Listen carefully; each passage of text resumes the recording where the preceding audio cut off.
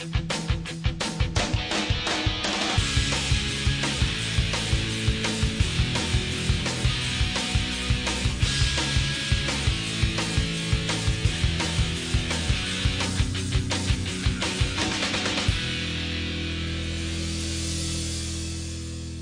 de suite une nouvelle table ronde sur ce plateau du forum NetD pour nous parler du programme TEN, un programme européen. L'Europe fait partie de notre vie quotidienne. On va donc parler de ce programme spécifique avec nos invités. Alors à ma gauche, j'ai une chef d'entreprise du Medway, donc Sarah March d'Angelo. À ses côtés, un chef d'entreprise de la région, il vient de la ruche d'Elem. Vous savez, une ruche, c'est comme une pépinière d'entreprise, c'est bien cela. Et c'est Ludovic Aernoutz de la société Pili Piligram qui nous a rejoint parce qu'il participe justement au stand du programme TEN et du Networking Day. Il est venu échanger avec d'autres chefs d'entreprise français, britanniques, belges. Il nous parlera donc peut-être des premiers résultats de cet échange avec d'autres professionnels. Et puis à mes côtés également sur ma droite, vous retrouvez Estelle Timothy que nous avons interviewée tout à l'heure sur le stand, mais elle vient nous rejoindre pour parler un peu plus tranquillement, un peu plus posément. C'est vrai que là-bas il y avait beaucoup de monde, beaucoup de travail, hein. C'est une vraie ruche aussi d'ailleurs, hein, ce stand. Et donc elle revient nous parler donc de ce programme elle aussi, avec à ses côtés Isabelle Wattier, voilà, et puis Nancy Moyert du POM. Ah, le POM, POM. Le POM, c'est la Société de développement de la Flandre occidentale. Voilà, donc des partenaires, des collègues aussi, bien sûr, associés dans le cadre de ce programme. Alors, qui veut répondre en premier à la question évidente, c'est quoi le programme européen TEN? Puisqu'on sait qu'il y a beaucoup de programmes européens, hein. C'est un programme parmi d'autres, mais c'est un programme transfrontalier qui aide les entreprises à échanger entre elles. C'est bien ça, Estelle Timothy? Vous avez un micro? N'hésitez pas à parler bien près du micro. Mesdames, vous en avez un autre à votre disposition, donc saisissez-le. Voilà, on pourra ainsi vous entendre tour à tour. Estelle, nous vous écoutons. TEN, rappelez-nous. TEN, pour nous, c'est un projet pour les petites entreprises basées à Medway et à Canterbury, en Kent. Et on a des partenaires en France et en Belgique et on essaie de joindre ces entreprises. Donc, en fait, les entreprises, on les donne les outils et de la confiance de vendre et de communiquer avec des partenaires et avec les entreprises dans nos pays partenaires et vraiment d'avoir de la matériel, de la littérature dans la langue des entreprises qu'on essaye de pénétrer en fait. Donc oui, pour nous, on les donne aussi l'occasion de venir ici à Bologne, d'être exposants, ce qui est normalement très cher pour les entreprises, donc on peut le financer. Et oui, on essaie d'avoir sur le stand beaucoup de rencontres, des rendez-vous. Il y avait aujourd'hui des représentants de la Chambre de commerce internationale. Donc on avance, on a organisé les rendez-vous pour les Britanniques, d'avoir un peu de conseils, comment ils peuvent en fait vendre leur entreprise ici en Europe. Alors justement, une entreprise britannique, il y en a une à côté de moi qui représentait donc Sarah March d'Angelo, entreprise du Medway. Vous parliez tout à l'heure de cette région. Alors vous êtes venu exposer, montrer votre savoir-faire, vos compétences à d'autres entreprises. Est-ce que vous avez déjà eu des contacts intéressants depuis ce matin? Oui, j'ai déjà eu 5 contacts très intéressants. J'ai déjà fait un devis. Alors, ça pour moi, c'est le but de venir ici aujourd'hui. Et c'est très bien, j'en suis très contente. Ah bah voilà, un élément positif, ça fait plaisir à entendre, Isabelle Wattier, j'imagine. Ça marche donc ce genre d'échange? Non, ça fonctionne, il faut parler bien près, il ne faut pas toucher au bouton surtout. Là. Voilà, parfait. Oui, on est très content en fait cette année. On a une trentaine d'entreprises qui ont répondu présent à l'appel, dont une vingtaine d'entreprises britanniques et belges. Et donc on sent vraiment le besoin en fait de ces entreprises de communiquer, de rencontrer les bonnes entreprises avec lesquelles elles vont pouvoir faire du business. Et on a en plus donc la présence cette année, donc comme disait Estelle, de la CCI internationale pour concrètement aider les entreprises françaises qui veulent exporter vers la Belgique Belgique ou exporter vers l'Angleterre. Oui, c'est vrai qu'à l'ère de la mondialisation et des échanges en Europe, il faut y aller, comme on dit, hein, sur ces marchés-là. Mais on n'ose pas parfois, parce qu'il y a la barrière de la langue. Là, c'est une occasion peut-être eh bien, de franchir ces obstacles plus facilement.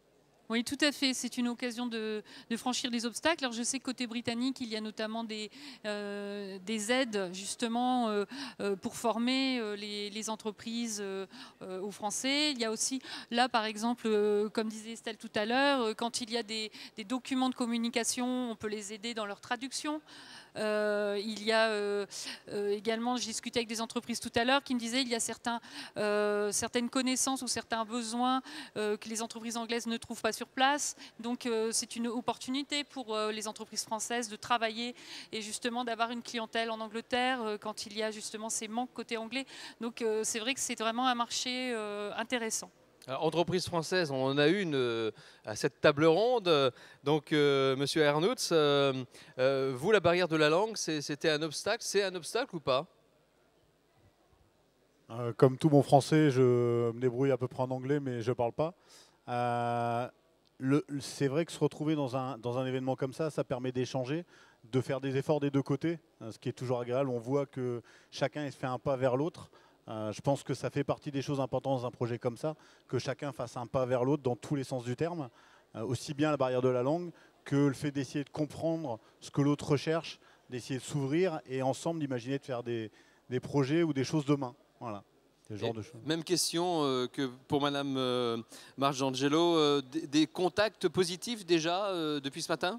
Oui, beaucoup de contacts, des partenariats qui commencent à se discuter. Il faut prendre le temps de faire les choses. Moi, je suis dans un monde de la créativité, donc en général, on prend le temps de s'appréhender, de se connaître avant de commencer à imaginer de faire des choses ensemble. On a fait les premiers pas ce matin, on avance et je pense que ça pourra aboutir sur des jolies choses par la suite. Créativité, disiez-vous, votre société s'appelle Pili Piligram. J'imagine qu'effectivement, avec un nom pareil, il y a de la créativité. Vous faites quoi exactement? On est un studio d'infographie en fait. On travaille essentiellement pour des architectes, des promoteurs immobiliers, pour le monde du web et de la communication. On crée des contenus en fait pour communiquer sur des nouveaux projets ou sur des événements. En général, c'est là où on recherche notre créativité et le niveau de qualité qu'on est capable d'apporter aujourd'hui. Bon, des événements en Angleterre, il y en a qui se préparent, hein, de très gros même d'ailleurs. Donc ça ne devrait pas poser de problème avec les JO. Vous travaillez, vous y pensez à ça? Vous y travaillez sur les JO? Pas encore, je ne travaille pas sur ce secteur. Mais si je pourrais ajouter, en suivant ce que disait Isabelle, j'ai une école de langue. Alors s'il y a des professionnels qui veulent venir en Angleterre pour 3 jours, 5 jours pour apprendre l'anglais, je peux le faire contacter d'autres sociétés dans leur secteur pour améliorer l'anglais, aussi faire des connaissances professionnelles. D'accord. Les JO, c'est une préoccupation? On en parle sur le stand là actuellement ou pas?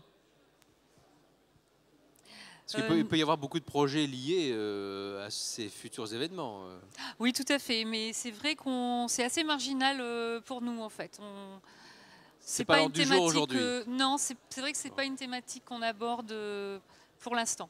Bon, Nancy Moyart, vous aussi, vous participez hein, à ces rencontres. Oui. Dans quel but?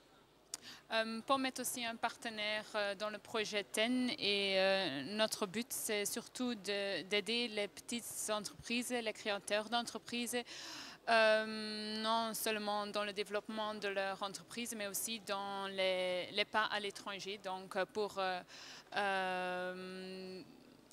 mettre des liens entre les entreprises belges et aussi les entreprises dans le nord de la France ou dans le sud de l'Angleterre. Quels sont les conseils qui reviennent? Parce que d'un pays à un autre, évidemment, il y a des fonctionnements différents, des fonctionnements administratifs différents, des organisations différentes.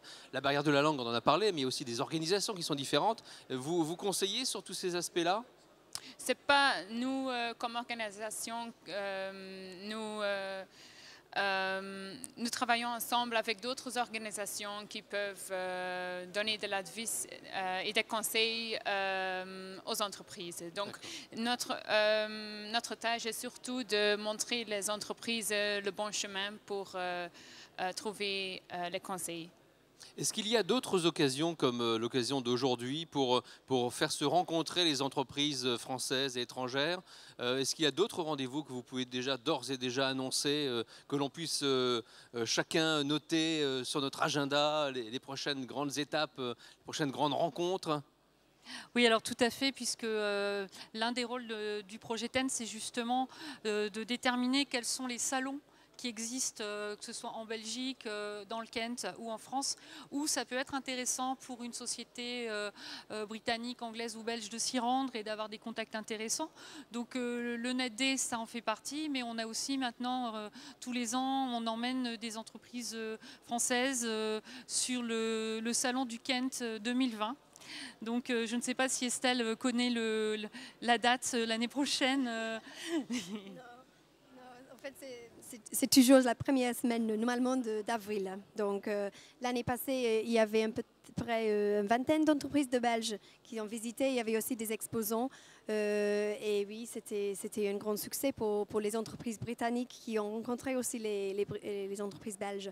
Mais j'allais dire aussi que pour nous, ce qui était très important, c'est d'avoir les entreprises entre eux qui travaillent pour chacun. Donc, en fait, il y a des gens qui font des sites, qui pourront en fait faire des sites pour quelqu'un comme Sarah, qui fait une entreprise totalement différente, mais qui aura besoin d'un site Internet. Donc là, on a aussi un échange d'expériences, de travail, et on utilise le network des entreprises entre eux pour vraiment agrandir.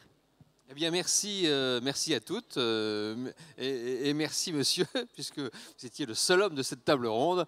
Eh bien, merci. On vous laisse regagner bien sûr vos stands parce que il y a encore du travail. Hein. C'est jusqu'à 18 h. Donc, merci. Et nous, on se retrouve évidemment avec d'autres invités dans quelques instants.